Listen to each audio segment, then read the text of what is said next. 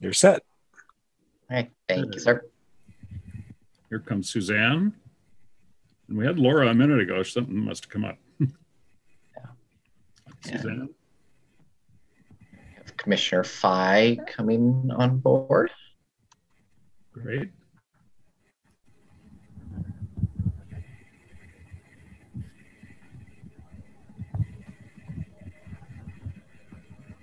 Welcome, Commissioner Fye.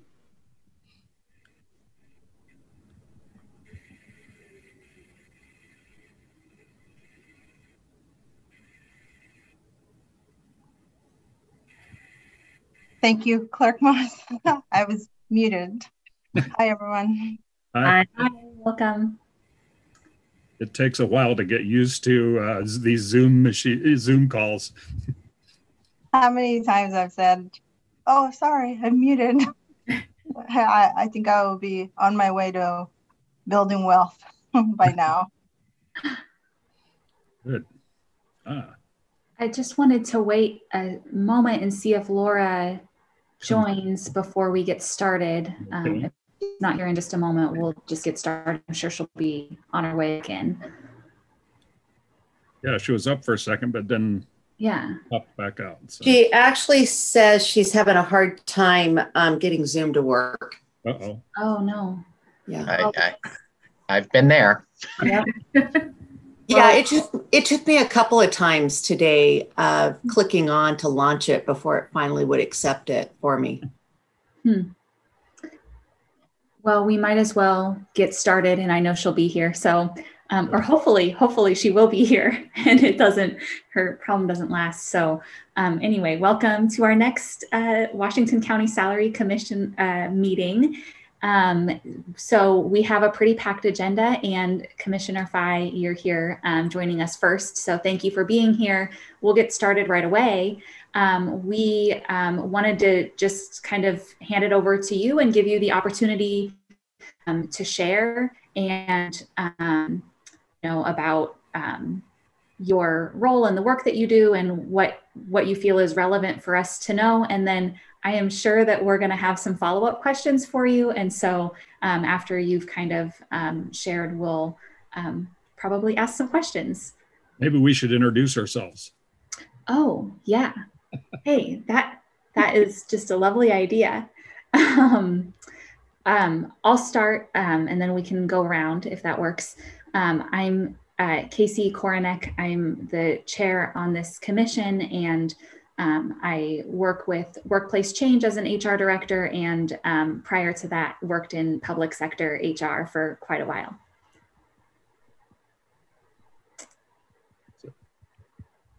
I can go next. My name's Steve March. I'm the former Multnomah County auditor, and I'm helping facilitate the salary commission's work. At Multnomah County, we've had a salary commission forever almost. And so I had the opportunity to run 5 salary commissions in my time there. So.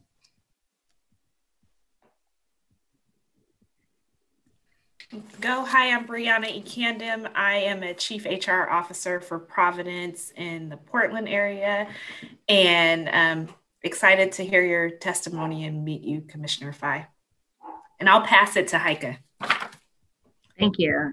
My name is Heike Kirkendall-Baker.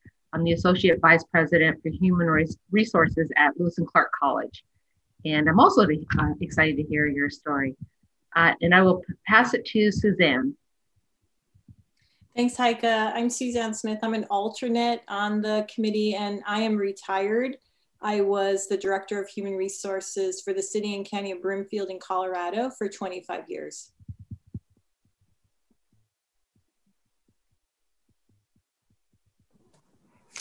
Hi, I'm Susan Mollett, and I'm the class comp manager at Multnomah County.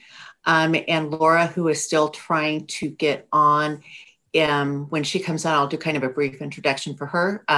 She is our senior class comp analyst at Multnomah County. Madam Chair, I'll take care of the staff introduction. So I'm Kevin Moss, the clerk to the board for the Washington County Commissioners, and I'll turn it over to our counsel for this commission, Mr. Brad Anderson. Hi, I'm Brad Anderson, the County Counsel Office. staffing this particular group. Yeah. And then, Madam Chair, we have Chuck Shable from our IT department that is streaming us live to the YouTube. So thank you, Chuck, for all you do. You're welcome. Hello, everybody. Hi. Back to you, Madam Chair. All right, sounds good. Well, we will hand it over to you, Commissioner Fye. And yeah, like everyone said, we're excited to hear from you. Thank you. Thank you so much for having me. And I'm excited to come speak with you. I'm actually on my 3rd month. So I don't think I bring in a lot of institutional history of Washington County. But I'm excited to be here, and I'm honored to have overwhelmingly to have the votes and the confidence for the folks in District 1 to send me to sit on the board and to represent. And I hope to, continue that promise and that hope and that expectation, and to really deliver immediate results for our district. My district encompasses 2/3 of Beaver, Aloha, Cooper Mountain, and Reedville. So it's got a little bit of unincorporated areas of Washington County, and of course cities of Beaverton. So it's a bit of a mixture, cities and unincorporated. I ran. My campaign was really only a year long, but it felt like 10 years, to be honest. And then the pandemic hit, and it made it even seem like longer. But I ran, this was my first time running for office, and I ran because this position was also part-time when I was running. And then sort of the charter change came midway in the November general rather than the primary. So sort of sprung on us who were running as a candidates. And the issue did come up on the campaign trail. And I think my opponents and I were both answering the same way, even though we were running different agendas, because we didn't know that this was doable or this was ever happening for Washington County. And I'm glad the voters saw that, because one of the things I heard, I was in 2019 when I was door knocking, one of the things I heard from people is this lack of or accessibility to our commissioners. And I remember right there and then, after I heard from so many people making the promise that I will be an accessible and transparent commissioner, because that was really a deep concerning to the voters, not reaching out to their commissioner or not hearing back from the commissioner. But I run, to really bring and critical lens and attention and meaningfully address affordable housing. And also the district, people in my district have a concerning issue around transportation. So how do we alleviate congestion, and how do we address it from the lens of fairness and equity? And then, as a person of color and a Black woman, I run to make sure Washington County is prosperous and inclusive and safe place for everyone. Those are my priorities, and had competitive primary and competitive general. And then fast forward, here we are. So I've actually never sat on the board, an actual board, the chair and all. I've only been commissioning and legislating from Zoom, as you all. So it's quite interesting. But I feel like it also, as a part-time commissioner, create an opportunity for sort of streamlined a lot of the traffic, the traveling time, touching base folks. It sort of streamlined all that and made room for more reach for other folks. But if that was taken away, I feel like there would be a little bit time left to actually meaningfully address some of the concerns from constituents. So this is my 3rd month. I've been quite busy. I think I've said it more than once that I felt like I was drinking from a fire hose. I still feel that way. and really trying to also be accessible to our constituents. But I really like the work we're doing. And so far, the advocacy role I was able to play for our district. And I'm not sure this is the special district one, but our people in our district are very empowered and are not, waiting sort of permission to express their concerns. They really feel empowered to reach out to their commissioners, and I'm really excited. A lot of them reaching out saying, I'm so glad you're on the board. This is a new chart for Washington County, and I'm glad you're there. And here's my concern. Please address it for me. And so those are what I've been up to. I think I can tell you that this isn't a part-time job, but I think many people know that if we really want to be meaningfully addressing the concerns of our constituents, it's not a part-time job. So that's one thing I'm learning, doing more than, sorry, my kid's screaming upstairs. I don't know if you can hear that, but the challenges of working from home. I'll stop right there, see if there's any questions.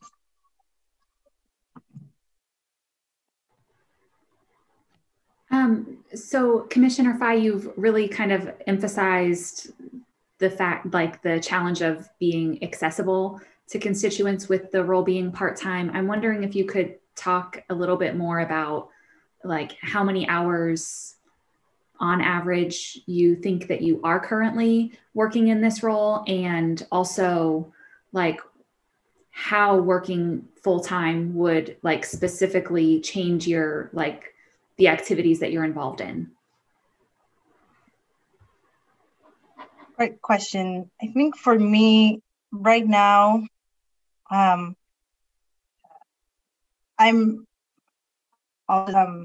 say this because a lot of the people out there relate to, and the reason why they relate to me is because of these experiences that I bring, which is they see themselves in me. And one of the things that's different, okay, go ask Gabo. Go ask Gabo. Hold on one second.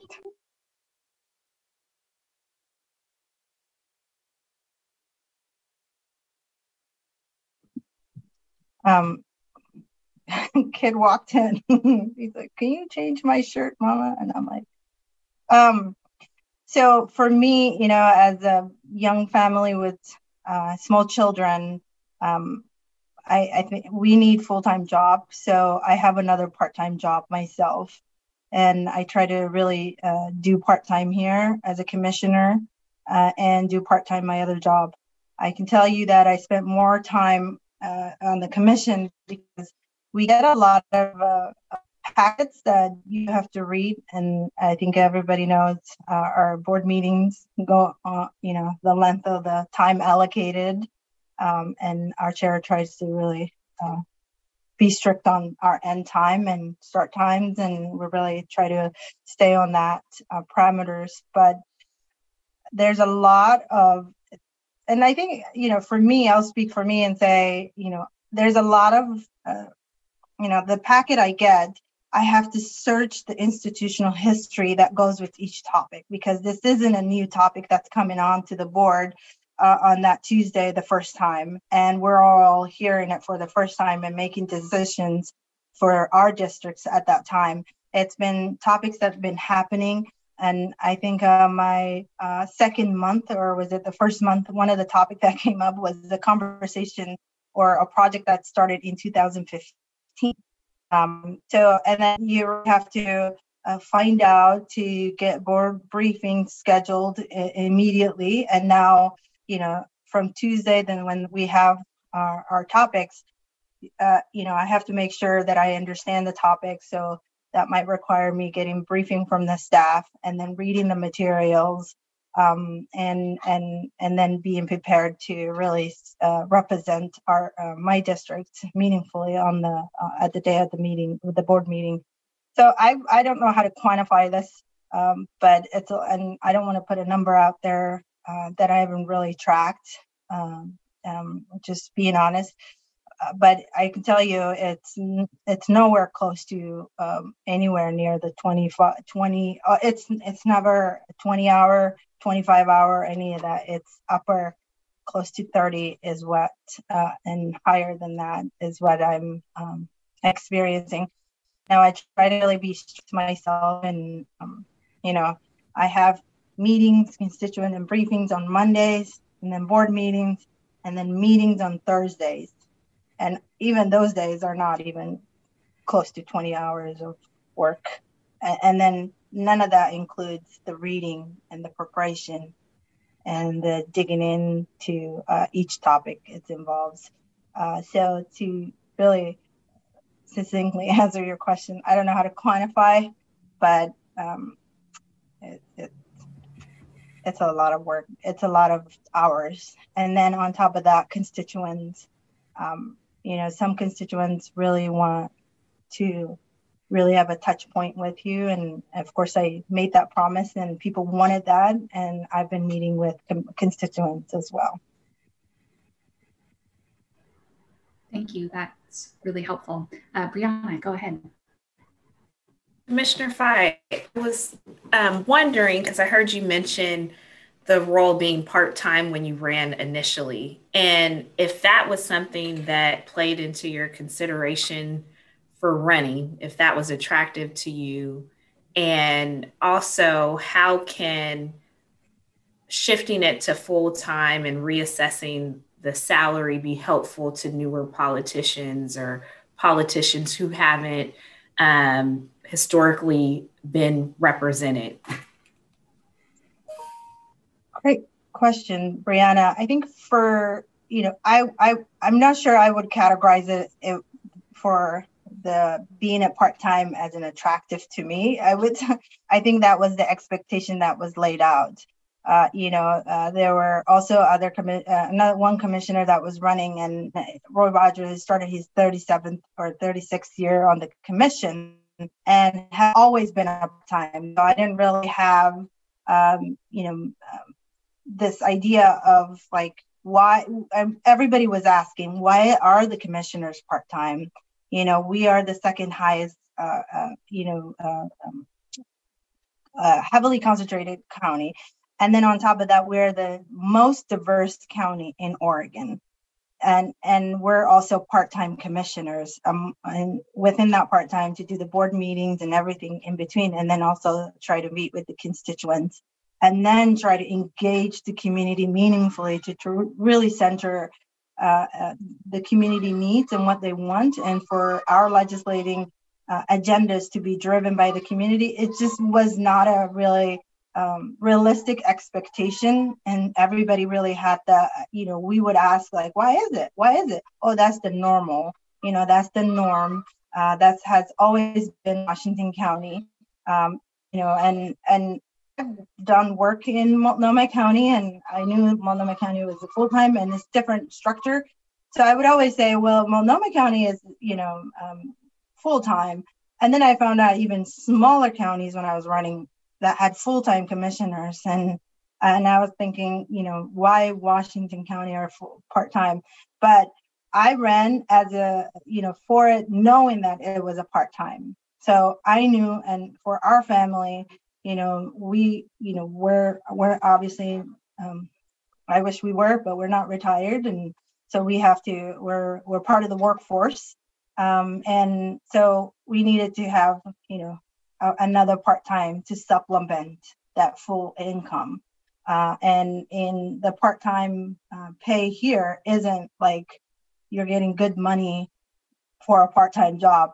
It isn't like the way it's structured. So I knew going in, I talked to other commissioners and asked personal questions and said, what do the pay structure look like? So I knew going in that what the income and the salary situation for this part-time job commission will be. And I knew that I needed to have a part-time job to make sure that we have one full income coming in from both partners in this house. So that's the expectation that I went in, knowing that I will always have to have two jobs, that I, in order to keep our wants and needs the way they were, and not really drastically impact. Now that I'm here, it's really hard to do two jobs. I'm realizing, and one being heavily, political, and one being not. So it's really hard to have that strict firewall between, and to really just take one hat completely off, and then put the other hat on and say, this is what I'm doing today, and just a manager doing this, and the other days I'm just a commissioner doing this. So separating the lines. So it's just been really challenging. And I think what a full-time commission will look like, sort of consolidated efforts and focus, is what I'm looking forward to. Really just have one focus, be I'm the representative for District 1, and this is what I do for full-time, and then go beyond and above for the people and bat for them. And now I'm doing that as a part-time, and I'm gonna do, but it will, it's just a really too much to juggle now. But I'm committed, to serve our people, and if it stays part-time the way it is, and I will, I'm gonna deliver for our district and continue. And I've been doing this 2 part-time jobs now for a little bit, and I think it's doable and it's manageable.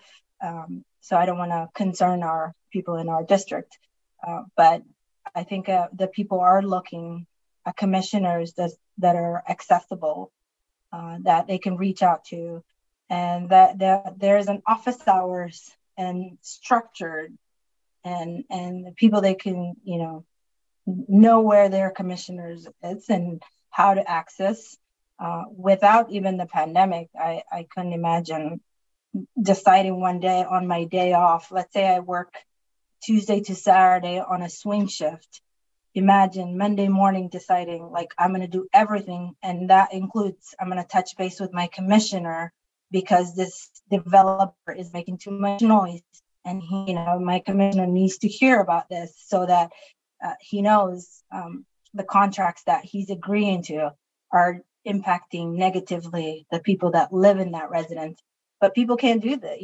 You come to Monday, and you have to make an appointment, and there's so many people ahead of you. And I think it'd just be good to just have a commissioner that's full-time that can, we then we'll have a structure, I feel like, rather than now. I can't even imagine, after, if we would go back and factor into traveling time and lunch and breaks, because right now everything is really streamlined, and people are getting, I feel like, a bang for their buck right now, because everything's at home. You're sort of consolidating and streamlined, and you're multitasking. But if people have to get on and hit the road and participate in the congestion problems, and this, add on to that, and the traffic issues, and it just cuts down to what's available to the constituents, the time that's available to the constituents, because you have to balance it out. Then it might be just a few hours a day of the whole week or so that you have a constituent touching base time availability. Thank you. Heike, go ahead. Commissioner Fye, can you please share with us some of the decision making, just to give us a sense on some of the decisions that you make as a commissioner? We are the legislating body of for the Washington County, and really anything that impacts everyone in our constituents and that we have to vote on is what this is. Anything that involves directing the staff to spend money and resource, because even when we direct staff to focus on a particular project. That is the taxpayers' money, and that is a decision the board makes. And then also anything that we have to vote on, from an ordinance to a policy to budget allocations, it's really our what's in our roles and responsibilities as a commissioners. And so far, there's been a lot of decisions, a lot of, I think we try to track how many eyes I'm doing. There's a lot of voting that's happening. And people, commissioners, we really need, there's a lot that we make decisions that I think we need to involve one of the biggest catalysts in our service delivery, which is in partnership with and in collaboration with the community. And without having enough time, and it's hard to, I worry about what we are not holistically seeing, thinking through, and who are, disadvantaged based on our lack of partnering or collaborating, and then sort of perpetuating the disparities in the underutilizations in our service delivery. Thank you.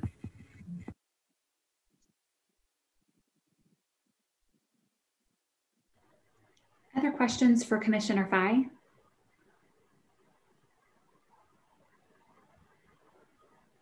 Guys, a tough group.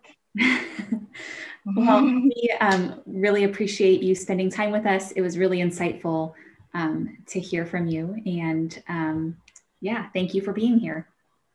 Yeah, thank you for having me. You all got your work cut out, and I support whatever you decide and come up with, and look forward to seeing your recommendation. And I'm not even sure if it's going to be a recommendation or it's like a hard, like, this is what we came up and you take it. So it's a recommendation, right? Yeah. Brad is shaking his head. It's a decision. You guys are setting salaries here. Okay, perfect. Yeah. Well, thank you for all of your work as well, Commissioner Fye. I know you do a lot, so thank you for that. Thank you. Thank you. Bye, everyone.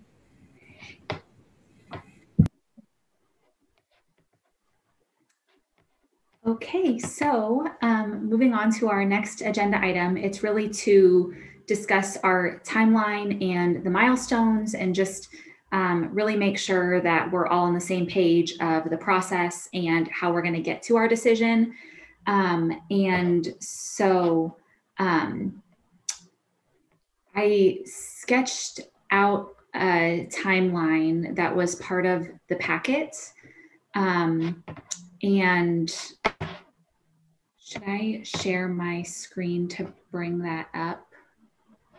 Let's see here. Yeah, Madam Chair, you should just show your screen and bring it up. Okay. Oh, whoops. Clicking on the wrong things. Okay, so I was hoping we could just kind of walk through this and make sure we're not missing anything, that the order works for everyone, and that the timeline makes sense for us. This proposed timeline would get us to a completion date by April 23rd, which is in 3 more meetings after today. So I'll just walk through it at a really high level, and then we can kind of talk about it. So we're here meeting with others to on testimony that we need in order to understand the roles and part-time versus full-time status, and then reviewing and discussing comparators with the goal of determining the comparators we want to use so that data can be populated. So after today, before our next meeting, it would be making sure that that data has been compiled so that in our next meeting, we can really spend time talking about it, identifying what are potential options. Are there more than one option we want to look at closely and kind of develop? Is there one option we want to develop? And really figuring that out in our next meeting. And And then for the April 9th meeting, actually like walking through what that decision could be, or if it's multiple options that we're looking at, like walking through those and just kind of discussing what more that we need, so that between the April 9th meeting and the April 23rd meeting, we would actually be drafting that decision in written form, sending it out before our April 23rd meeting so that all of us can review and weigh in. And April 23rd would really be confirming that decision that was made. So that means that the work efforts that are remaining are agreeing on a list of comparators for one, and that's today, hopefully, compiling that data, identifying and preparing or developing those options, and then after we decide which option we want to go with, like actually developing that written summary. And I just included our primary considerations that we've talked about up top, that it's really the internal pay equity analysis, the external market analysis, and we need to look at the time status of full-time versus part-time.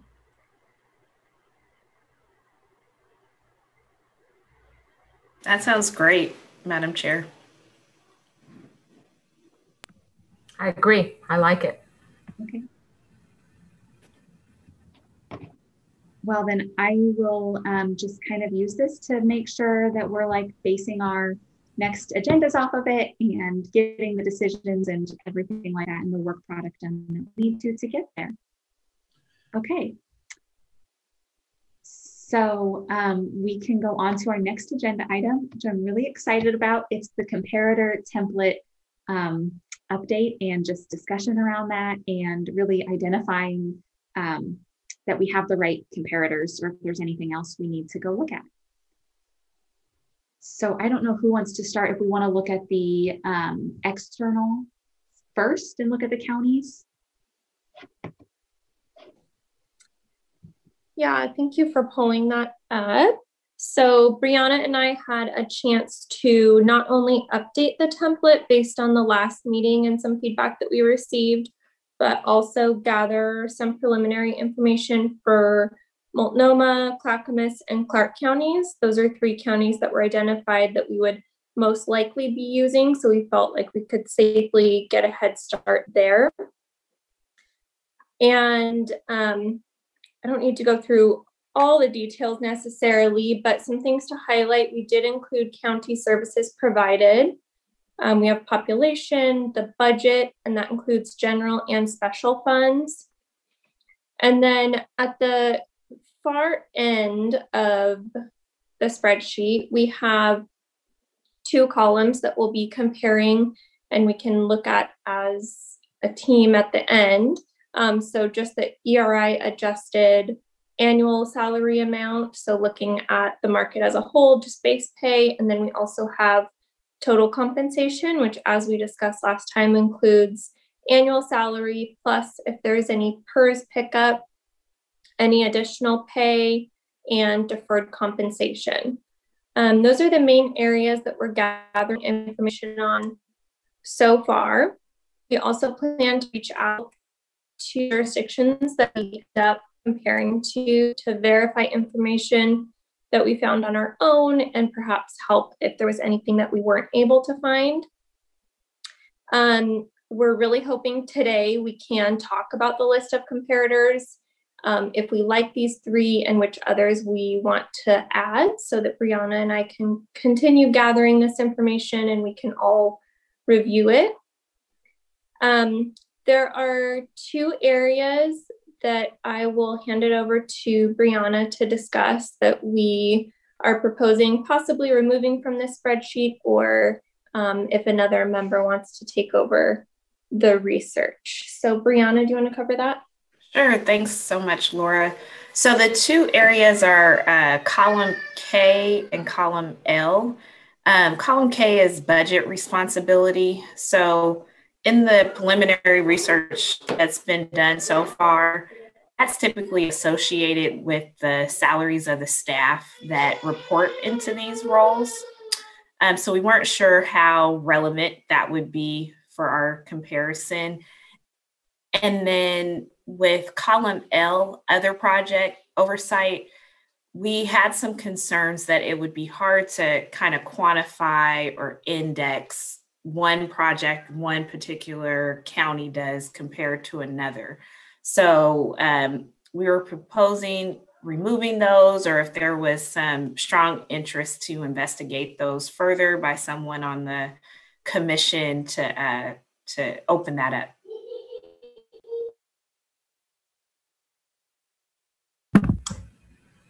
Well, I'll jump in here. That was one of my questions, because for the internal analysis, we also have budget. And I know Susan looked for some sort of information on budgets within Washington County. She was also unable to find anything.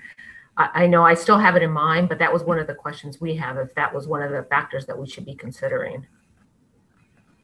And the only, I guess, this is just a question. I don't have an opinion yet, but I'm wondering, you know, as a CEO of a company, although they're not directly responsible for all of the budgets at an individual department level, but they are responsible at the top organizational level.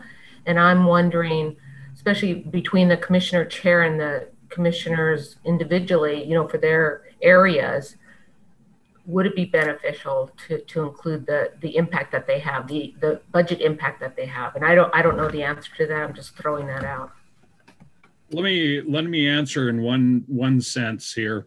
Multnomah County, for example, the chair is in charge because there's no county administrator. So the chair develops the budget. So the chair's column there would be the $2.2 billion. Whereas in most counties, and then the commissioners, it would be just their direct staff. And not all, very few counties have direct staff to commissioners. Multnomah County is one of the different ones that has that. So I think Multnomah County is the outlier in this and where it might show up there. And so the budget responsibility for everybody else is voting on the county's budget. That's the legislative function. So I don't know how relevant it would actually work out in comparing as you go through other counties. Very few county commissioners have a directed budget that they control. It seems like we could, under like the notes section, add like for Multnomah County that would be a distinguishing feature for their chair, just so we can make sure we're taking that into account. That would be a good way to handle it. Have, where there are these anomalies like Multnomah County having direct report staff and where the chair does the budget, then you can just put that as a footnote. And the rest of the counties, if they're running under a county administrator model, they don't have that direct control. What happens in Washington County? The county administrator, as I understand it, develops the budget based on the priorities of the board, comes back, presents it to the chair. The chair gives, I'm assuming, gives input, and then it's presented to the commission as a whole. Yeah, that's generally correct. Okay. Thanks, Brad. And the other thing you raised, Brianna, was the other project oversight. And I know for me, after listening to most of the commissioners share, it seems like capturing that. Maybe in the notes also, yeah. Would that be helpful? Yeah.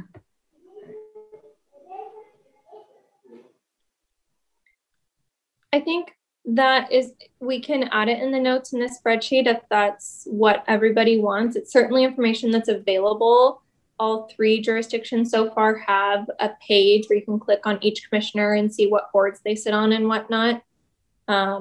Just looking at the commissioner tab, if each jurisdiction has 4 and each one sits on 5 or 6 boards, we can add those in a list format in the notes.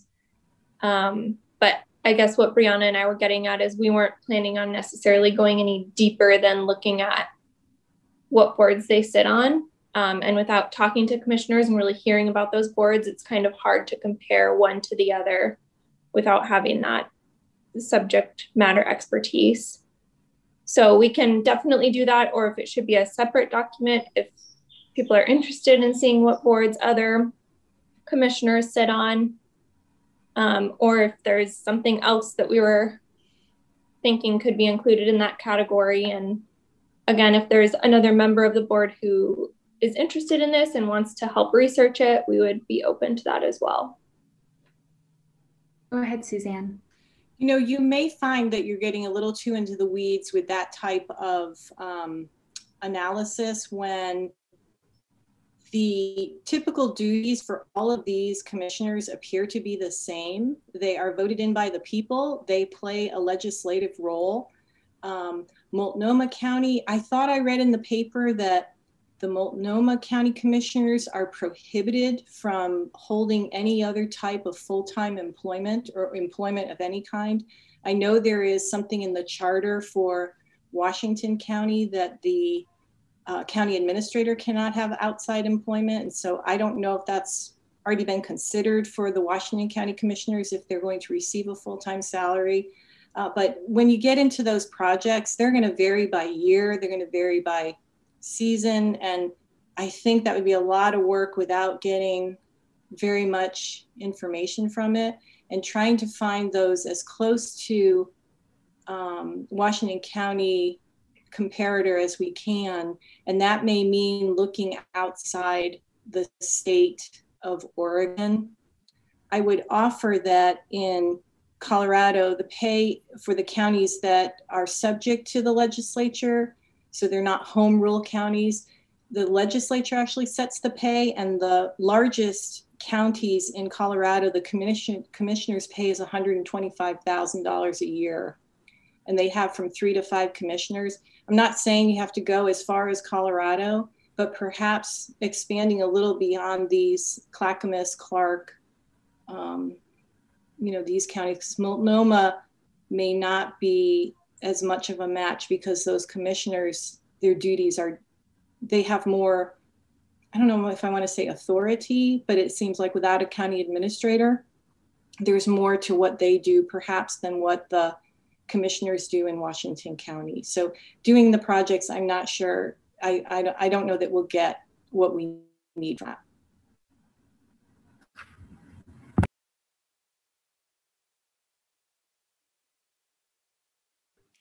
So on that note, like, is everyone fine with not digging deeper into the other project oversight? Is there anyone that felt strongly about digging deeper into that? Okay. Should we just talk about the comparators and the counties and kind of dig into that for a moment? Madam Chair, can we clarify for the budget responsibility where we landed on that column 2, if the group wants to include that one or not? Yeah. What does everyone think? Yeah, I'm okay with not adding it. Okay, thanks. Did we make a decision as far as the FTE though? That was another one of the questions that we were looking at. And it looks like several of them have direct FTE and also indirect FTE. A lot of that we will, oh, sorry. No, go ahead. Yeah, we'll be verifying information with jurisdiction. So this is just purely based on research on websites. Multnomah County will stay the same, but for Clackamas and Clark County, that was just based on org charts that they had published on their websites. So we'll definitely be verifying that piece of it. So yeah, some of this information might change.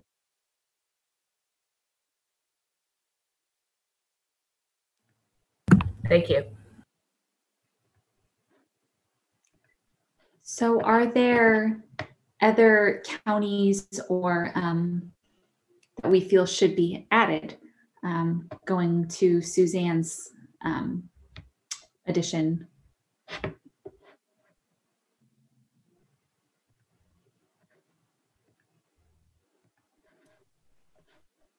Suzanne, could you clarify for the salary commission what population range that that salary ranking was in Colorado, and then we can include that as an example? The way that the legislature does it in Colorado, they list them out by population and by the metro area. So 1A, those are what are considered large counties in Colorado. And so that is not Denver. Denver has a city, has a mayor and a council, so it is a strong mayor system. Broomfield, which is a much smaller city and county, about 70,000 people, is a weak mayor, city council with a city and county manager. But the other counties in the metro area, which would fall into that 1A area, which is 125,000 approximately, that's Boulder County, that is Adams County, Douglas, Arapahoe, and they are all under, at least the 2019 to 2020 data, none of them are at 800,000. These are smaller. Denver really is the bigger geographic city within the state of Colorado. And then the 1B, and I can look up this more based on the state statute, but 1B is the next size down, medium-sized county, and their pay is 116,000. So again, not trying to compare necessarily these Western states because they may, they're just different. Yeah. But that's how they've set their pay there. The very rural counties, the pay is much lower. Of course, their tax base also can't support a much higher salary. So, thanks. But I'm happy to find that additional information if you want it. I know that there's also, when I was doing survey data in Colorado, we used a firm in Utah that they were called TechNet. I don't know if you guys use them, but they have data. If you're a member, they have data for a lot of the Pacific Northwest and the Mountain West states. If you are interested, and perhaps folks have put in their county commissioner data, it's a quick way to look at that. I don't have access to that system anymore, but they had a fair amount in Arizona, Montana, Idaho. I think Oregon and Washington folks participated in that as well. So that's one easy way to get the data. But if there's something that someone wants me to research, I'm more than happy to do it.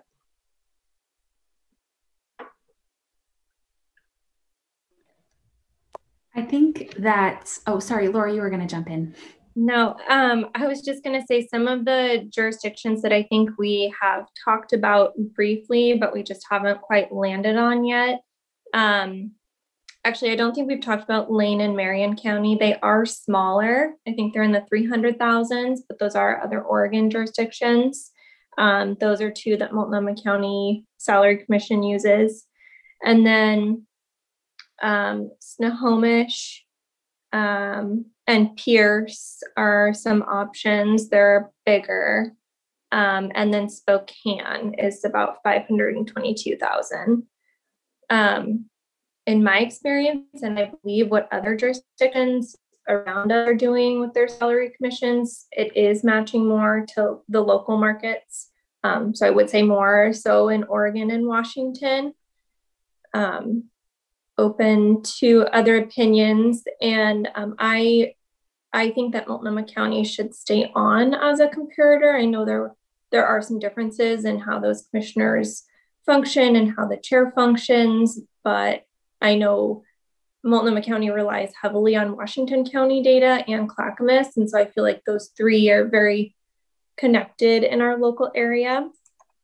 But I know I would love to see more jurisdictions than only three, so hopefully we can all agree on a couple more today. Those are just some options. Go ahead, Susan.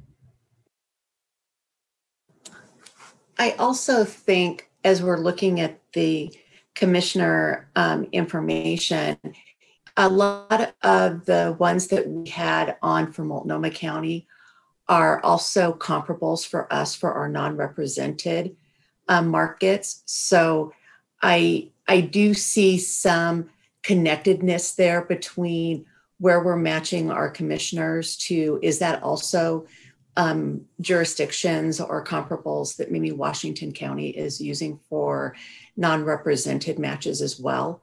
And I would also say, just knowing how tightly connected Washington and Clackamas and Multnomah are in the market, we use each other heavily in establishing our salaries, our compensation. I mean, you can even go and look at some of the job profiles, class specs, and you'll even see that we share almost exact wording on some of those. So I think it makes a lot of sense to keep the three of those. For several of the ones that Laura mentioned, those for us, for Multnomah County, make sense because those are where we also look at for our non-represented. So to me, looking at the commissioner salary has that connected part to the non-represented, because when we're looking at that, especially from an internal comparison, like Heike and I are looking at, you're looking at your director level, often in this case, probably the county administrator and the administrator level. Thank you. I know when I'm thinking about like what's going to be helpful to come to like a decision, I think it would be really helpful to add maybe, oh great, sorry, to add a couple of the counties in Washington that are closer in size, and then to really think about, do we want to add Marion and Lane because they're like, just for us to explore the value of that. Like, I think the way that Lane County has approached the salary of commissioners may make that county less relevant than Marion, even though it's slightly bigger. But it would be nice. I agree with Laura and Susan, what you were saying. It would be nice to add maybe 2 or 3 more just to make sure we're getting a range.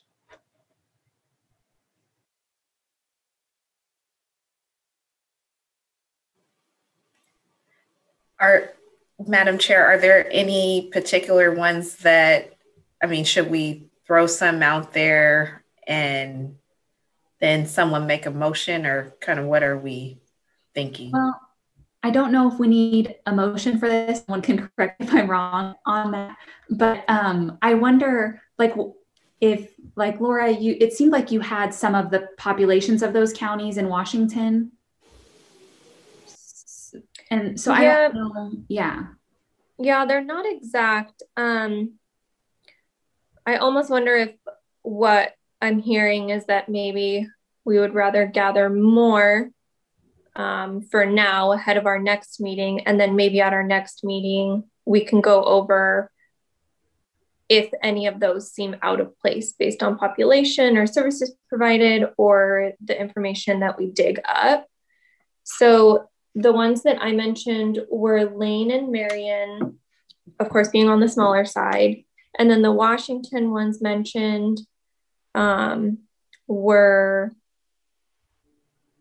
Snohomish, Pierce, and Spokane. Snohomish and Pierce are larger. So they're like 800 to 900,000. So those will be some of our largest. And then Spokane is 522,000. Yeah, those are the ones that I mentioned. And Brianna, I don't want to speak on behalf of you, but if we all want those 5 added, then we can work on that ahead of the next meeting. And then we can kind of go through and see which ones we want to include or not include. Even Clark County, we need to get more information from them, but their commissioners are part-time. And so we're going to reach a point where we have to decide, do we figure out what that salary would be if they were full-time, but that's sort of based loosely on, do they work 20 hours a week or 30 hours a week? So we might find with some of the part-time jurisdictions that it's just too hard to actually compare full-time salary. So Clark County, we got the information, but we may decide we don't want to include that one at the end. So I'm fine with Brianna and I working on those 5 if that's agreeable and if it covers like a broad enough spectrum of populations for everyone. To me, that sounds great. I'd like to get, Steve, do you have any additions or any other feedback? Because I think from what you're sharing, Laura, it sounds great to me. I think that's covers a good area. There was no Goldilocks perfect test of size in either Oregon or Washington. They're all either bigger or smaller, right? So it's and the farther you go away, the more different the governments are. And remember, this is kind of trying to compare the same kind of job to the same kind of job. We're not trying to attract people to come down here and say, oh, Washington County's got a really, really good salary for commissioners. We're going to move there and run. That normally doesn't happen. You might find it in somebody who's a state legislator who's going to run for Congress. They might move next door for that, because that's quite a boost. But there's no big salary in the legislature. I mean, I started at $12,700 a year, so back in the day. So I think that would give you a good balance. You've got, like I said, they're a little bigger, those 2, and then Spokane's a little smaller. So, I mean, you could even throw out Spokane if you wanted. It's kind of a different county. It's in central Washington. It's the biggest county in I think in eastern. On the eastern side of the Cascades. And its proximity to Idaho adds another complication, to them. So totally up to you guys, but I would, any or all. But I don't think we need to go much further afield. Suzanne. I agree with Steve. I was providing the Colorado information just so you guys could see how those ranges work someplace else, that it depends on the size of the county and that the pay is not the same across the board. There's also a residency requirement in Washington County, so I'm not sure people are just going to jump in and then wait 2 years to run for office. But I still want to go back to that charter requirement for the county administrator. And I know it's probably beyond the scope of what we're doing, but was there any discussion, I guess this would be a question for Brad, was there any discussion when this the salary commission was put into play? Was the expectation that the commissioners be full-time? Were they expecting the pay to reflect a full-time position? And were these candidates, I mean, I know that some of the candidates were not aware that it was going to go, that there was going to be this issue, but if we put in full-time pay and people don't work full-time, how do we safeguard, and I know this probably isn't our job, but how are the voters and the taxpayers then safeguarded by folks who take a full-time position but are really working someplace else? And again, I think Multnomah County, I thought I read that there's a restriction that can be your only job. And so do these other counties where they have full-time pay for their commissioners, is there a charter or a requirement that they not have any other positions? And I know that the Oregon ethics laws protect some of that, but if you're going to get paid full-time, my expectation as a taxpayer would be that you work full-time. So, but again, I think that might be beyond the scope of this commission. So this is Brad. It is, but it isn't, because this is going to be an issue that you're going to be asked to look at. I think when you haven't heard from Commissioner Rogers yet, and one of the things that I think we're expecting out of this commission is to set a full-time and a part-time salary, because we have one commissioner that we anticipate, who owns his own business and does not want to work full time. You've scratched an issue that has always been a tricky issue. When people get elected to office, they can spend as much or as little time as they want to in that position. Often the salary is what is the area that, you know, sparks interest on part-time versus full-time, you know, and do I need to have another job? I know that there was a lot of discussion with the board on the issue of, do these salaries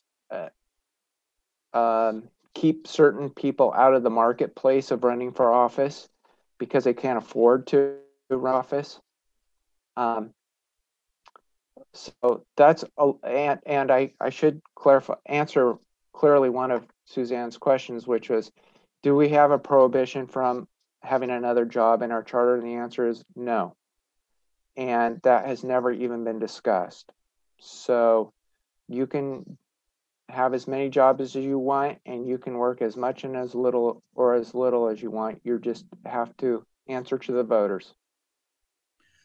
If I can jump in, when this issue first came up, Brad and I kind of talked about coming up with some way of making the current commissioners who came in under old rules, mind you, the law was you were part, or the rules were you were part-time. And so when you establish the policy for setting the salaries, we talked about figuring out a way of the commissioners themselves declaring whether their intention was to serve full-time or to finish out the length of term that they were elected to, that was perceived to be half-time. So we kind of talked about working on that, and if that's if the direction moves to let's provide for full-time salaries, we'll also figure out something to provide for that transition period. Right. Madam Chair, we do have Commissioner Rogers for you. Thank you. I see that. And so to be respectful of Commissioner Rogers' time, I've kind of made note of where we're at. So when we come back to this conversation, we can kind of pick up. If that's all right with everyone, we can start hearing from Commissioner Rogers. So welcome. We're really happy to have you here and interested to hear from you. What we would really like to do is just kind of hand it over to you, Commissioner Rogers, to share. And then I'm sure we're going to have some follow-up questions after that, if that's all right with you. So we'll just hand it over to you.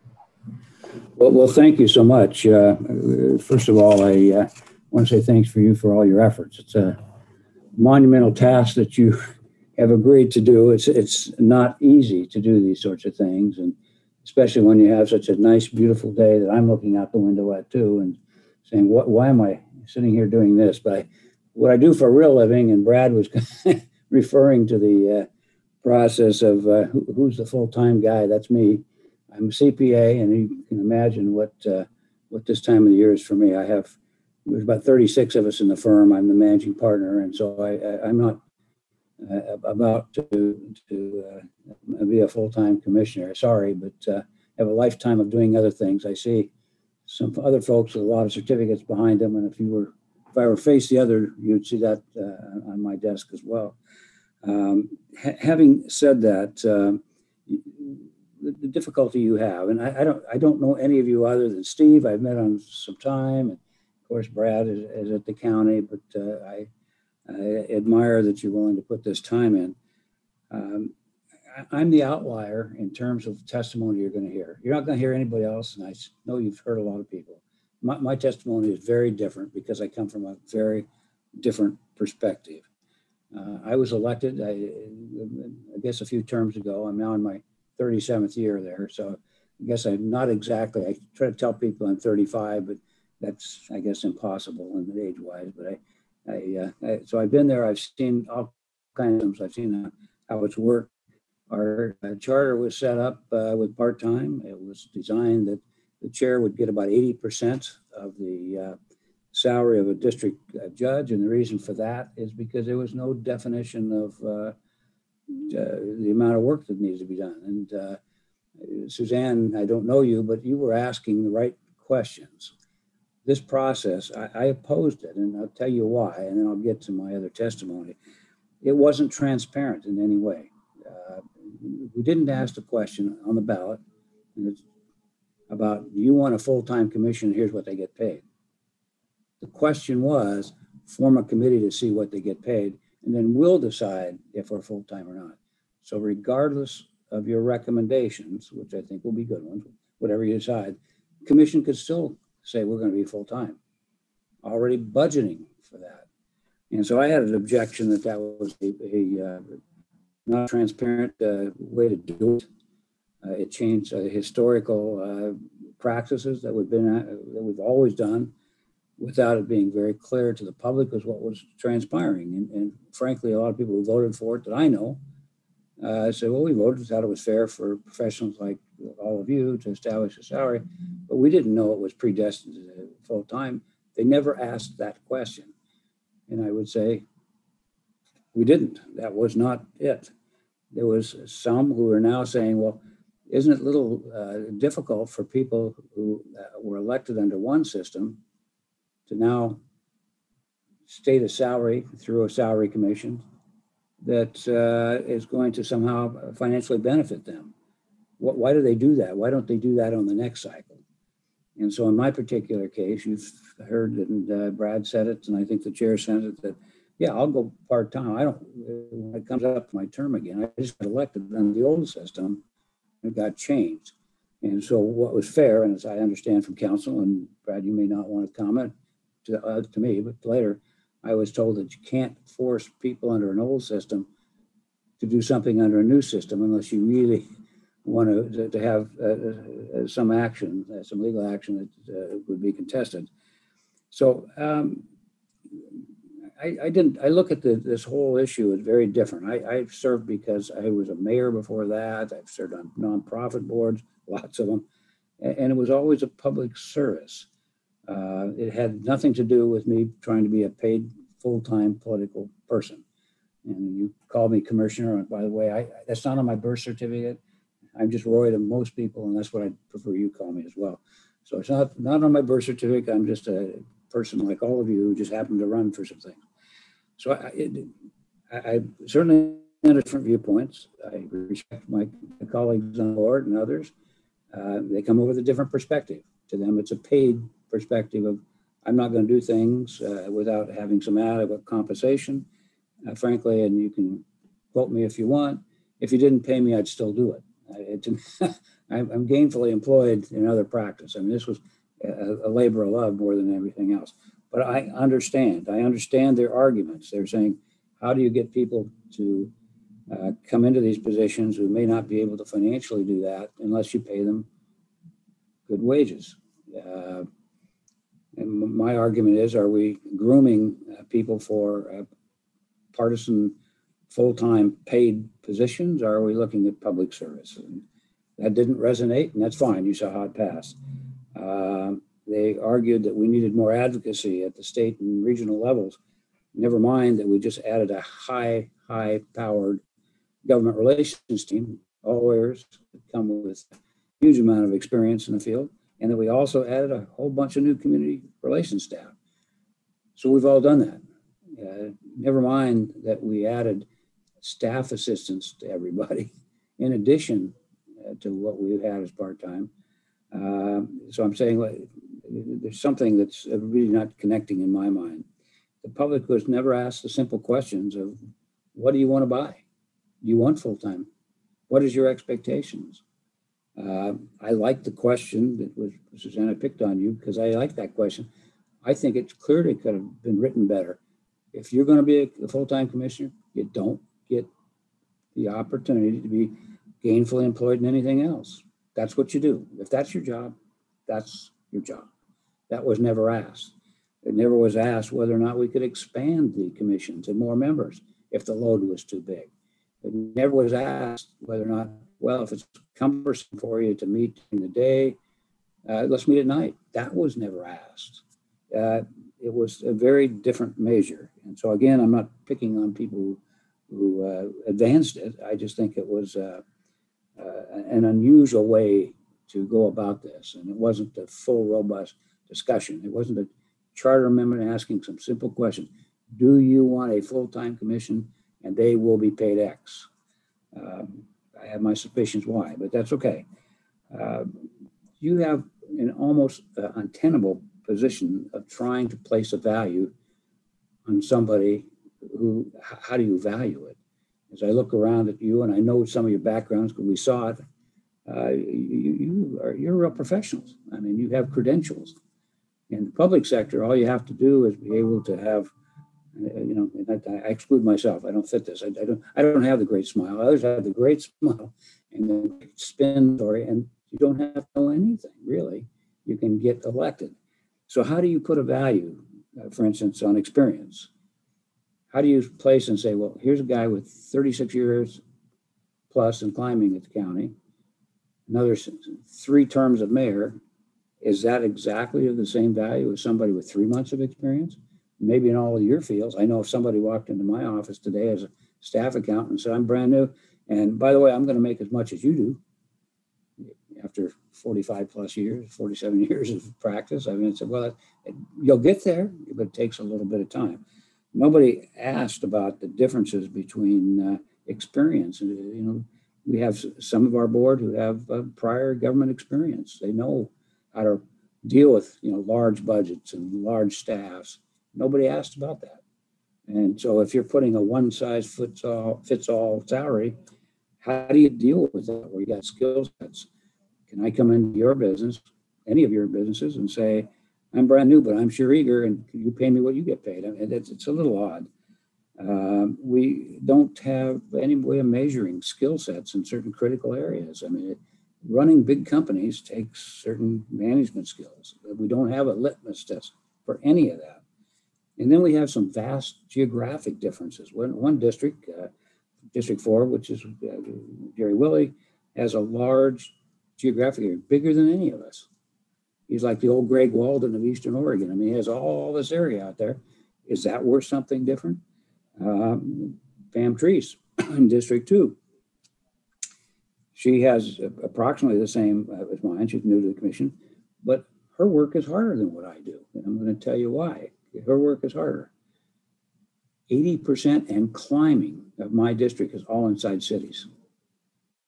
All inside cities. They do the same thing, only in a micro way that the county does, other than the health and human services and the jail.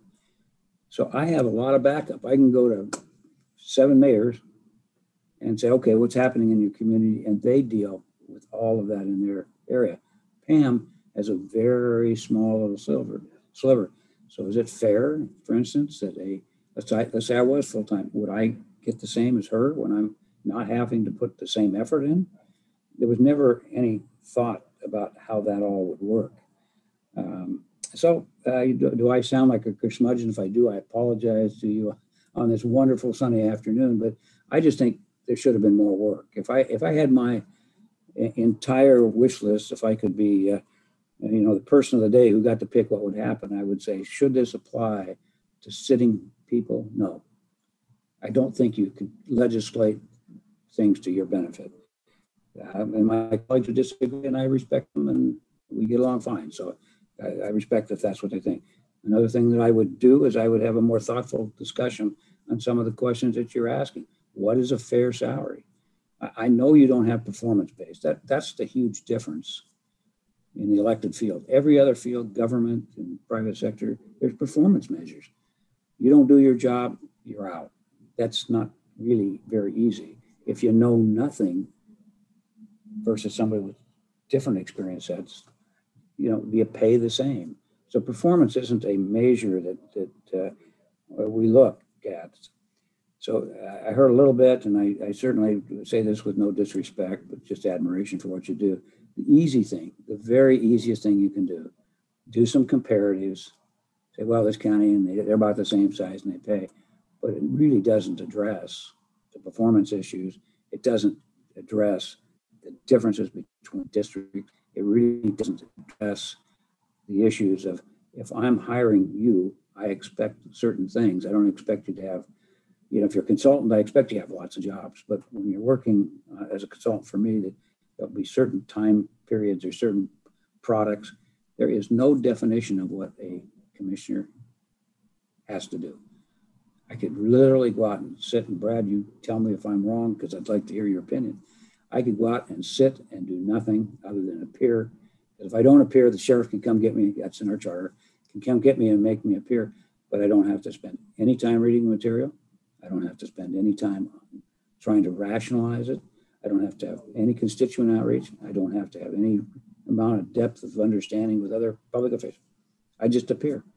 So it's an odd, very, it's messy. They say making law is messy. I think that the whole process of elections is messy too. So if you want to say that was interesting, but throw all that out, I don't care because everybody else is on the other side. That's okay too. I'm fine. I'm fine with that. I just thought you had to have a different perspective. So I think I'm sure you're the chair, right? I'm pointing. You don't know which way I'm pointing, but if you call me Roy, I'll call you. Is it Casey? Yes. Yeah, you're the chair? Yes. Okay, I've said way too much, and I'll step aside. Thank you for that. I know I have an immediate follow-up question. You kind of described in detail the factors that you think lead to like a difference in the scope and complexity of each of commission members, but I'm wondering if you can talk about like some of the specific ways that shows up in like the decisions that you make, the influence that you have in your role. That's a great question. Let's talk about how some of the process used to work versus it now, and I'll make it very short. It used to be that we would attend meetings and we were expected, we had responsibilities just like staff has responsibilities. Read our materials. If I have a question about something, I get a hold of that, that expert in that field and talk to them. And the only thing I should be bringing up at a board meeting is something I disagree with. So you've informed me, I've read, I just don't agree with it. Now let's contrast to where we are today. Everything is a teachable moment. So we have vast amounts of information that's coming. So Roy, who was working, I can tell you I've worked over half time. A common week for me is 60, 70 hours. And just, my wife would tell you I'm crazy, and she's the right one. I'm the wrong one, but I agree with her. But I put in the effort and I spent about half, but I was getting about 40%, and that's fine too. I didn't, the money wasn't it. But those were the responsibilities. Commissioners have, not only if they go full-time, have a full-time salary, without understanding that issue to the public, but okay, they have full-time salary, they have staff assistants, and they're having vast briefings from our staff to get them up to speed. So what's the equivalent? You paid somebody approximately $40,000. Now you're paying $100 grand or whatever you're going to pay another $100 grand with benefits or plus to their staff assistant, and you're paying at least $100,000 in teachable time. So this is going to sound really silly to you, but if I were going to college, it'd be like, I'm a bright young high school student. I go to college. You're going to pay me $100,000 to go there. You're going to get me a full-time tutor and pay them $100,000. And because we both need a little bit more, you're going to hire a bunch of time from the professors to give me more time. And so you've taken a $40,000 position and turned it into a $300,000 overnight. Public has never weighed into that, not a bit. But I don't. It sounds like I'm chipping at my colleagues, and I'm not, because they have their viewpoints, and you've heard them. I think I'm the last one, but so you've heard them. It's just a different perspective. So, did I even get at it? If I didn't, I apologize. Your question, that is.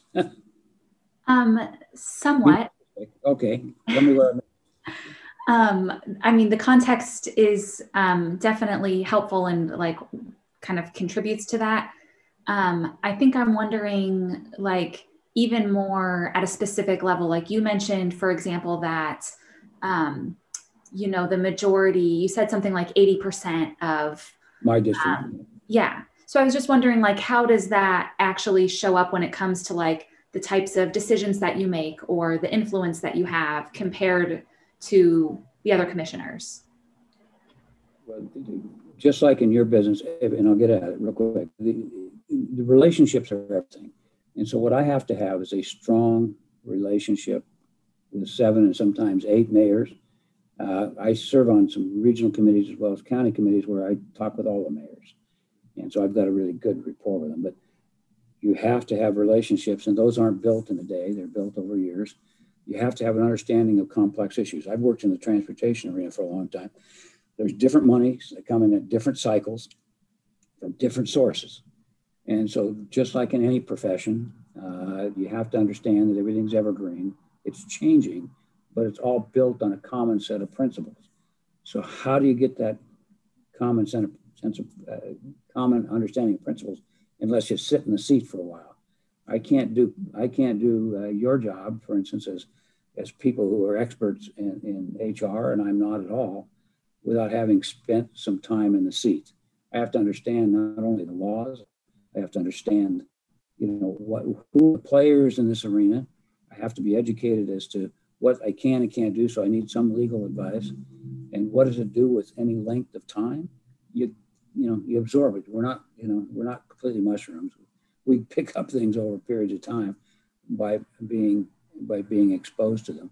So it's helpful if you have relationships. If you come in and you start from zero, you're going to have to ramp up, right? You got to pick that all up. If I came into your business, you say, well, I better teach you about Oregon law. I better teach you about federal law. I better teach you about, other things that could get you sued if you do certain things. I better teach you about the relationships in professional organizations. All of that takes a bit of time. So again, I understand it from a business standpoint. For you, you have to judge and say, well, do I go up and I compare Washington state counties? And I have to say, well, what do they do? Multnomah County, for instance, you probably are aware this. Multnomah County does mostly health and human service issues. Many years ago, they got out of the road business for all intents and purposes. And I know I always kid my old friend Earl Blumenauer about when he was on the county staff, he couldn't wait to give those things to the city of Portland. Now, Portland does most of all their road issues. But they're a very different creature. We are historically a contract county. You have to understand contracts because we've worked with many, many community-based organizations where Multnomah County, for instance, they have double the number of employees that we have, and yet they're half the size. You say, well, how could they be half the size? I mean, you look at our populations. Take out Portland, take out Gresham, and what's left. You take a look at us. We're large in comparison. So nobody's defined. And one of the things I spoke about in an event this last Saturday, we need to go through and understand the county is not sustainable on its present trajectory. Being there a long time and understanding finances, we really can't financially do what we're doing. And so what's the answer? We need to partner more with our cities so that they can do those kinds of services that are overlap services. Clackamas County, very different than us as well. And again, these counties are good counties, good people, but they have huge rural. So their interests in various things are a little different. We're sort of an outlier in the middle of them and trying to say, well, but we're just like them. I'll give you one more comment and then I'll stop because I've served on a regional committee called JPAC for a number of years. And I've always said one size doesn't fit all. It's like the blind man and the elephant. Know that children's fable. One person will say, well, it's a tree trunk. No, it's a wall. And somebody else say, no, it's a hose. It's all of those and more. So when you're running complex organizations, you can't say that one size fits all. But I admire your work. I understand I'm a complete outlier from everything else you've heard. I just wish the process had been very forthright. We would have convened a committee like yours, got some input of what it looked like, and taken that to the public, because that would have been fair. And whatever they want to pay for, they can have. I mean, let's be fair. Again, on my particular situation, I don't plan on going full time. That's not my wheelhouse. I've done my public service. I can find it elsewhere. But I don't think legally, Brad, as you can opine, or Steve, that you can't apply rules retroactively to somebody. You just can't. I mean, that's just not the way it works. So I'm sorry. I went way too long. You have been very kind with your time. So I see Brianna has a question. Yes, thank you. Commissioner Rogers, I was wondering if there, I know you're opposed to this process, but I was curious if there was a way or a recommendation that you had in terms of getting access to either newer politicians or people who have historically not been represented in these positions to support that.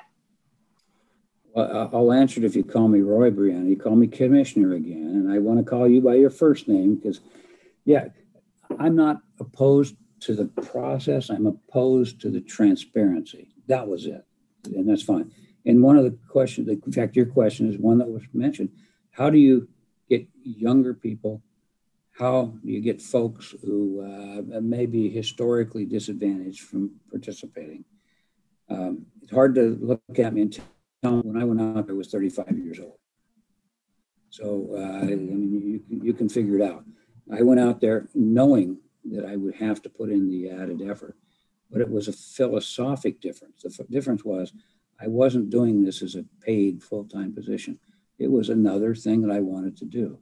And so if your position is that these positions should be full-time paid political folk, then you're going to come up with, I think that's what we do. If you do that, I would respectfully request two things.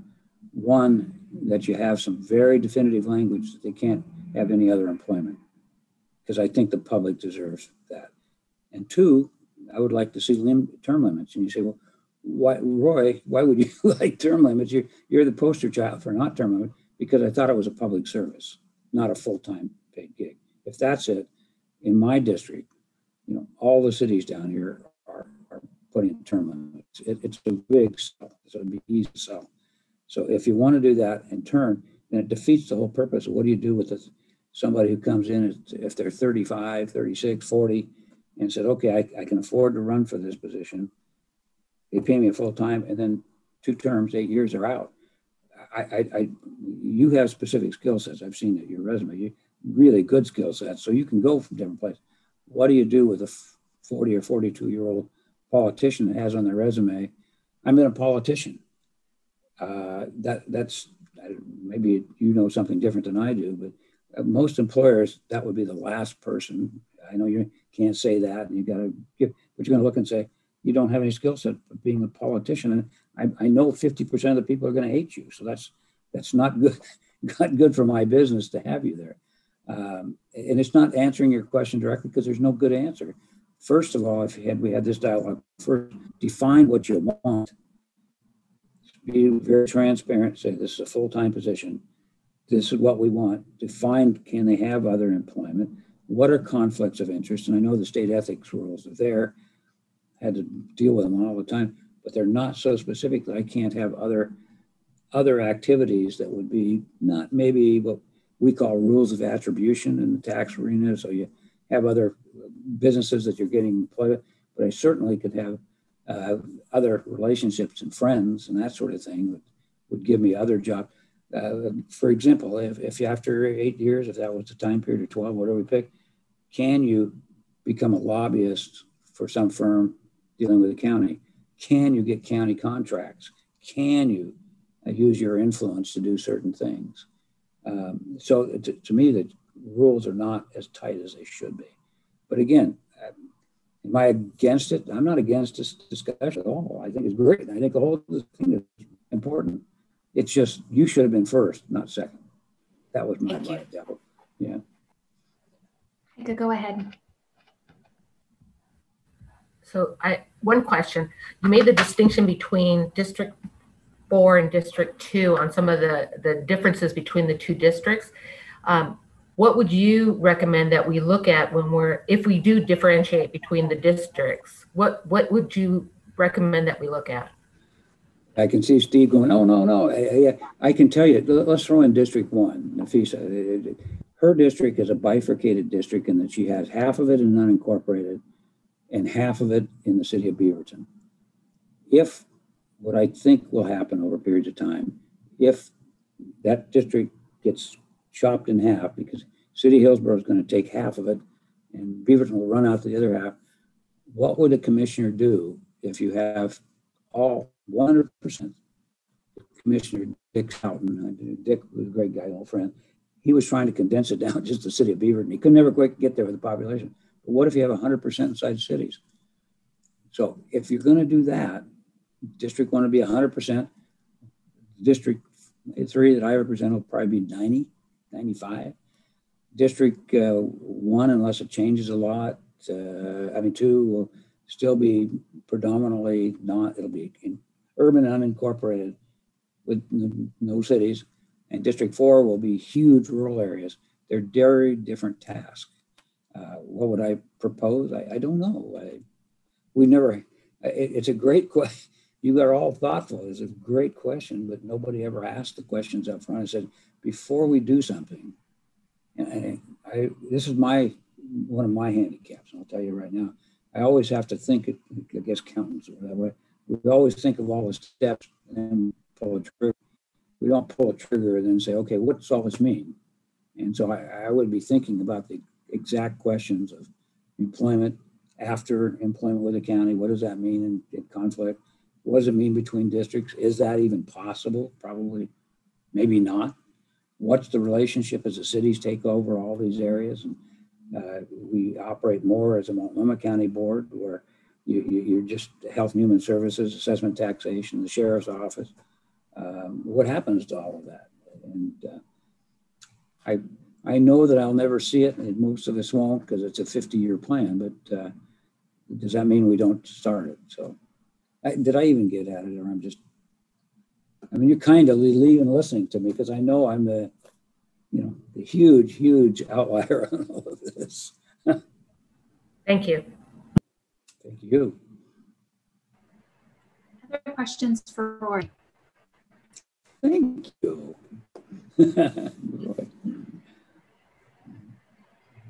Okay, well, thank you for your time today. It was really interesting to hear from you. So we definitely appreciate your openness and willingness to be here today. Thank you for all your time and your energy. And it's 75 out right now. I just wanted to tell you. No, that's not true. Rub it in, Roy. Thank you for all. Bye-bye. Bye. Okay, so I want to make sure we go back to where we were at, looking at the external comparators. So we have, we can move on and discuss the internal comparators still today. I know we were getting into some conversation about like the full-time, part-time, and the other things that we might want to consider along with that. I wanted to ask if it's okay with all of you that we pick up that part of the discussion in our next meeting. So we can, is that fine? So we can kind of focus on the comparators. Okay. So one of the things I wanted to check in on the external is we were also just talking about Spokane and the potential for it not being a comparator despite the size. So how is everyone feeling about including that or excluding it? I actually think it's a good idea to include it, because I'd like to see the difference between a little bit smaller and a little bit bigger, and then to make the comparison. I was perhaps going to say the opposite. I think we have Snohomish and Pierce and Lane and Marion, and I think those are also like two opposite ends of the spectrum, Lane and Marion being small, Snohomish and Pierce being large. So I would be okay excluding it and putting in those other four.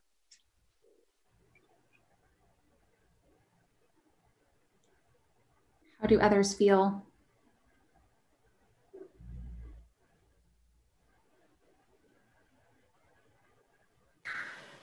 I could go either way, personally. So I might just offer then that we add it to the collection so that we can consider it and then drop it off if need be when we meet next time. Does that Yeah. Laura, I'm curious if, because I know Laura and I have been working on this, and I wonder, Laura, if there's any barriers you think with collecting the Spokane data. I don't imagine it will be any different than others, but and I don't want to put like too much of Multnomah experience on any of this. Yeah. It's a jurisdiction I've never worked with. No, the other 4 are ones I'm very familiar with, and we match too often. So the other 4 I've just done more work with, but I know we'll be able to get the information for Spokane if people want to see it. It's more work, but the information is out there. Well, and I would also like to offer to take on a few of the counties, because I know you all have done a ton, and circling back to confirm what you've collected is going to take more. So maybe after this on Monday or something, we could just connect and figure out how to divide it, if that works. Okay. Just as a reminder, don't the 3 of you meet together. Only 2, you know, so sure. Just Laura and Casey, or Brianna and Casey, but not 3, because then you're a quorum. Should we possibly just decide quickly who is going to take which ones for the sake of efficiency? Or do the two of you could also meet, and then one of you could just send me the counties? Like, that's fine. Okay. Yeah, let's do that. Great. And Casey, let me know if there's something I can do to help you. Awesome. Will do. Thank you. Other thoughts on the external comparators? And, you know, especially we've heard from all of the commissioners. So if there's anything else from what we heard today that impacts how you want to go about the external, just wanted to open that up before we move on to the internal.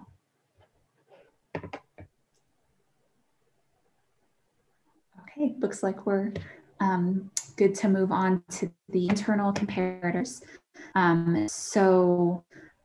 Susan and Heike, do you want to kind of touch on where you're at and what next steps might look like for this? I created, so Susan and I had some conversations on what should we be evaluating when we're taking a look at the internal comparators. And so I created this, and I have some of the, and we, like I said, we were brainstorming, so we're open to if we should include other factors or criteria.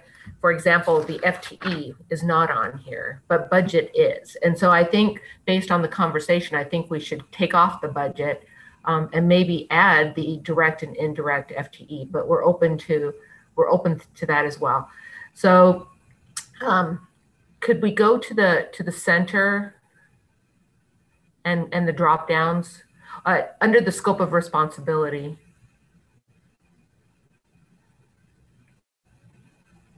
So I do not see a drop down on that one, just on the job complexity. Well, there's one there. Yeah. So it's the second line on second line. So, okay. So what I did here is just identify levels of responsibility to try to make the comparison. And all of those levels under each one of these. So we have scope of responsibility, the oversight to try to get a sense of the scope of responsibility, the reporting relationship, management, decision-making authority, and then going across the complexity of the job and the budgetary impact. And if we go to the second tab, it says the answers. Down at the bottom, the second tab. At the very bottom, yeah. So here's the drop downs. This is how I've defined what the levels are. But again, this is all this is draft. So we'd like to get input. If we're missing something, if we should delete something, if we should define it differently. Susan, what do you have to add here? And you're on mute.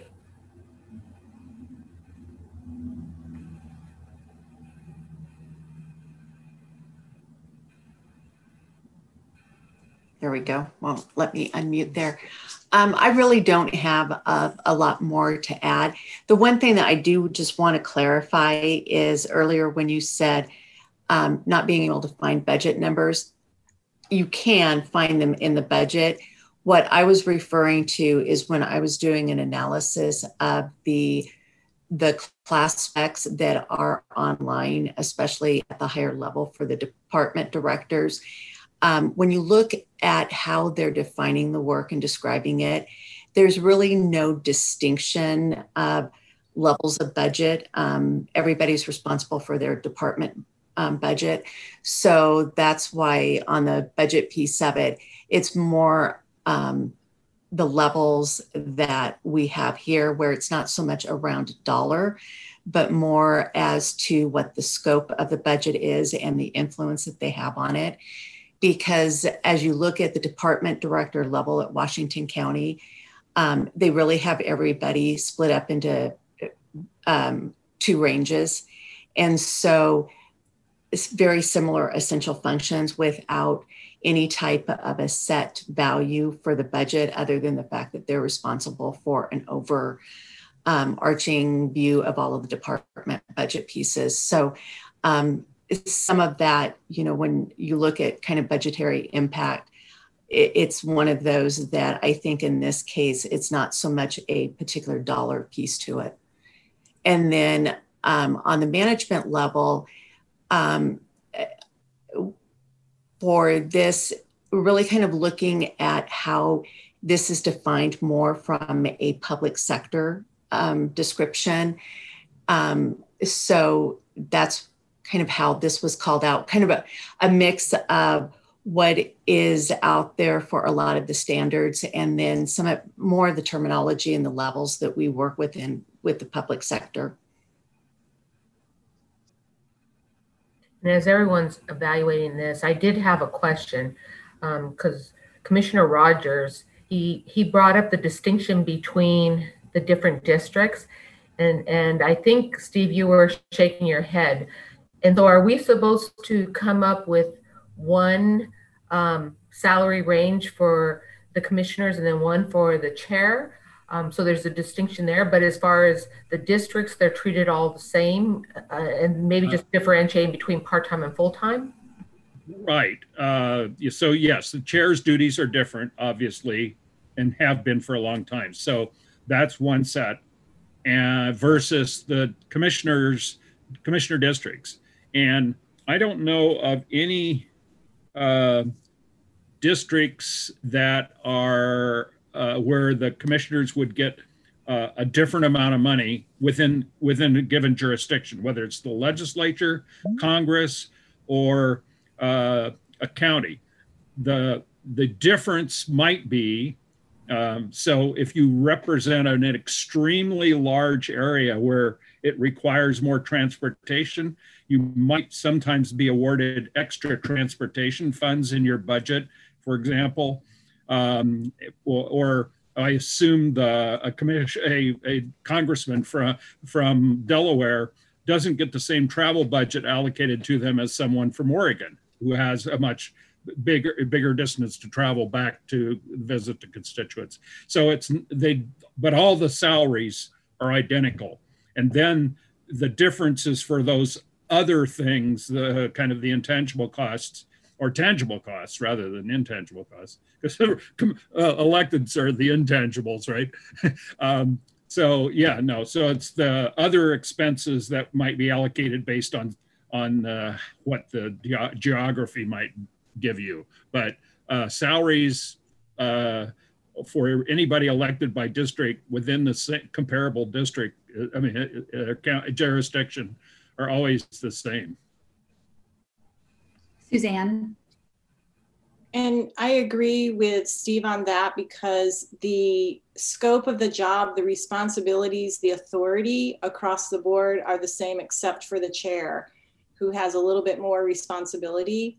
And so the pay really should reflect that. And if there is a difference, and I also agree with Steve on that, typically they can run a budget for those either transportation costs or whatever those things are that might be special, and they can go through a process to justify that that doesn't have to be part of compensation. So I don't think there should be a difference between the 4 commissioners in terms of pay, except for if you have a part-time, full-time, 3/4 time, whatever that looks like. Thank you. Susan? And Steve, can you confirm that typically with the commissioner's pay, it is a set amount, that it's not on a range? And then the other question that I would also have is, do they have options for COLA on that? Or is that a salary review every year, or when the commission looks at it? Okay, so yeah, no, all the salaries are the same, and it's a flat salary. It doesn't matter how many years you've been there or how many, so we, even if it's full time, some people are going to be putting in 60 hours a week, and some people are going to be putting in 35 and, consider it full time. So that stays the same. And COLAs, so most jurisdictions put COLAs in if they don't reset the salaries every year. So if you're working, if you're like Lane County, where every year they have a salary committee, basically, compensation board, they adjust the salary that year. And they might set it at the same thing that everybody else got for a COLA, but they set it every year.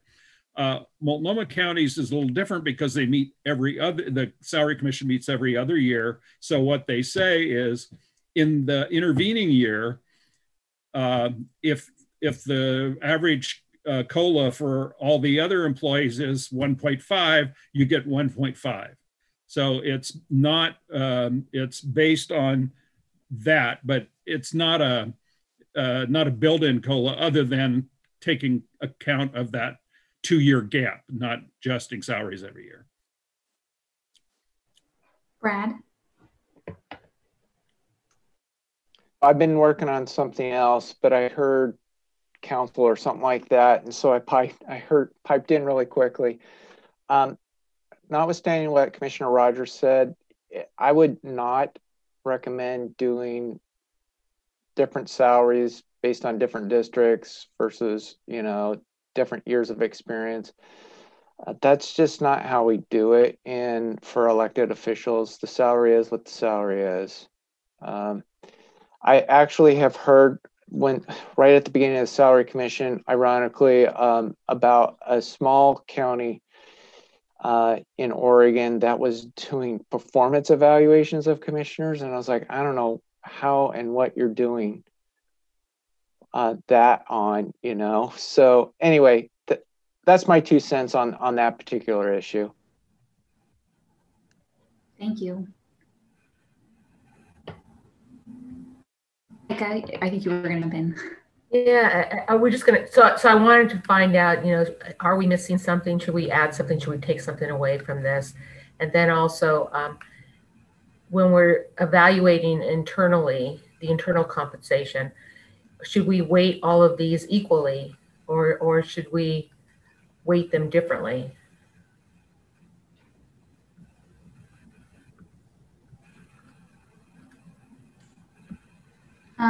There's something I was thinking that would be helpful, and I'm not sure. I'm not sure off the top of my head how relevant it was. I was trying to pull up that executive salary summary, but it might be helpful to also note, because this comparator, it's doing it by position. It might be helpful to note like where the different people in the position are at in the range. And most of them are just one person in the position, I think. Maybe all of them are. But so you have like the min, mid, and max. It'd be nice to show like where's the person in that role actually paid at, just to have that background. They might all be paid at the max, is what I was kind of thinking, but I'm not sure if that's true. That's a good call. The Multnomah County Salary Commission tended to look at where they were in the range, and then sometimes would say, well, let's pick the range, not the salary. Well, they'd pick you know, say, okay, well, let's say 75% of this range.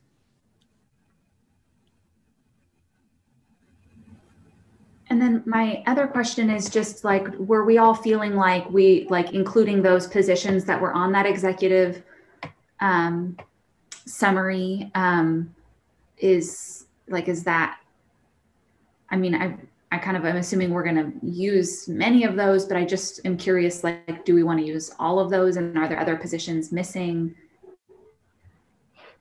Susan, I think, took a deeper dive into it. I know she provided me with the hierarchy, the organizational chart. Susan, did you have a thought on that? I mean, I primarily looked at the director levels, the county administrator, the assistant county administrator, and then each of the department director levels, which in this case, they're grouped in two different salary ranges, but they're individual class specs for each of the directors, very similarly written, but they are individual. And Brad, please confirm, or Steve, please confirm, when I was looking at the budget, are there multiple assistant county administrators? Because in the budget, it looked like there were 3 positions, or at least budgeted for 3 positions, where everything else had 1 position assigned to it. I don't have that information. I don't know if Brad or maybe Kevin might, but if not, we'll get it for you. I can take a stab at that one. So right now there is 2 deputy county administrators and 1 assistant interim county administrator under the county administrator. So there is 3 positions there. So that information I've already gathered for all of those positions.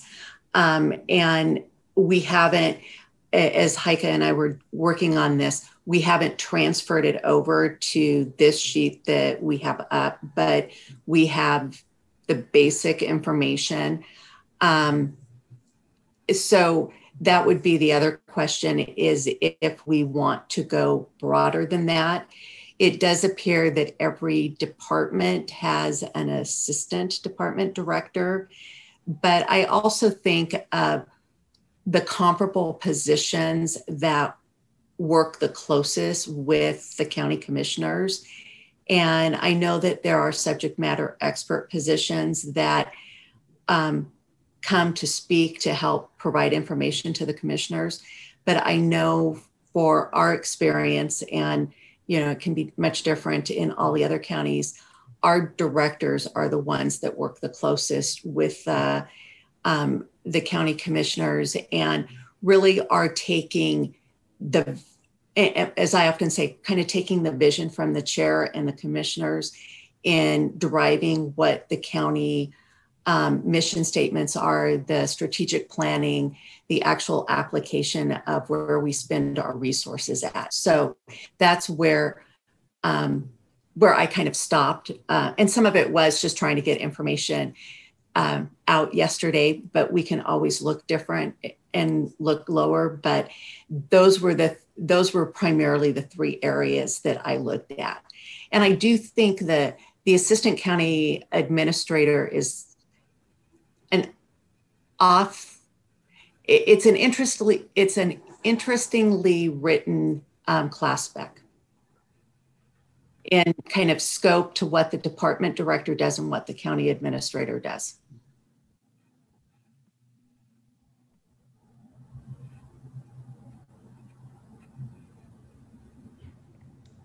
So what is everyone thinking around internal comparators? I know by our meeting in 2 weeks, it would be nice to be able to be like looking at the comparator data and really thinking about like what are some possible approaches.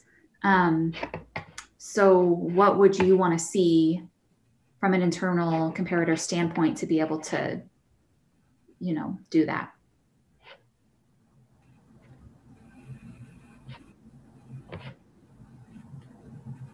So I propose that with Susan's work that she's done and pulling from Washington County, I propose to do the the county administrators, and then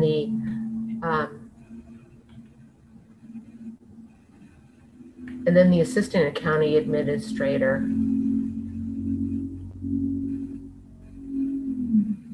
Is that in line with what you're thinking, Susan? Yeah, in addition to the department director. But like I said, I think of all of the ones that I pulled, I think the assistant county administrators are the kind of questionable. When you read what their function is, they would be the one I would be the most questioned on whether or not they're really the great matches. But I think at this point in time, because of looking at the supervisory structure, it makes sense to look at them. Does everyone feel good about that? Is anything missing if those were the internal comparators? Those work for me. Sounds good. Okay, well, we are rapidly approaching our end time for this meeting. So I just wanted to kind of check in for next meeting. I know we'll plan to use a good chunk of time looking at the comparator data and then hopefully revisiting and diving into the part-time, full-time question. But I also just wanted to ask the question, is there any additional invited testimony that we need to hear from?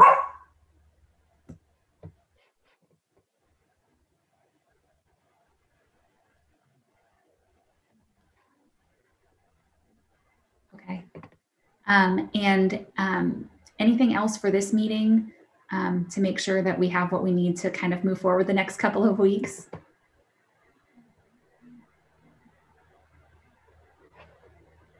Okay, well, sounds good. We will adjourn this meeting, and thank you everyone for your time and all of the work everyone's putting in. And I look forward to seeing you all in a couple of weeks. Thank you all.